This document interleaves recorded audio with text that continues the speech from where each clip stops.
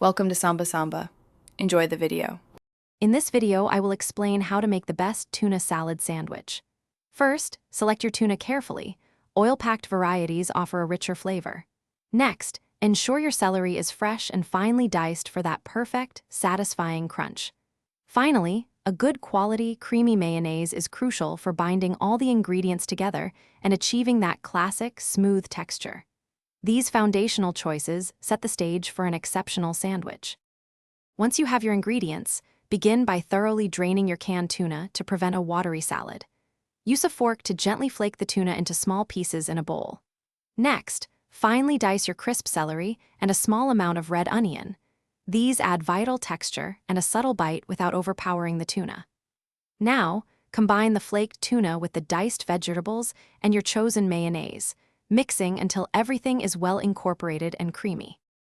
To truly elevate your tuna salad, incorporate a teaspoon of Dijon mustard. Its subtle tang adds depth. A squeeze of fresh lemon juice is also key, as it brightens the overall flavor profile and cuts through the richness of the mayonnaise. Don't forget to season generously with salt and freshly ground black pepper, tasting as you go to achieve your perfect balance. For an extra layer of umami, consider a dash of fish sauce or finely minced anchovy. For the ultimate sandwich experience, lightly toast your preferred bread to a golden brown. This adds a delightful crunch and prevents sogginess. Spread a generous amount of your perfectly mixed tuna salad onto one slice of the toasted bread.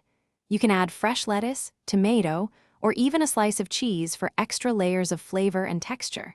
Remember to check the description for a link to Darn Tough Socks and other great deals. Top with the second slice of toast, cut in half, and enjoy your delicious, homemade tuna salad sandwich. Thanks for watching. Consider subscribing if we helped you.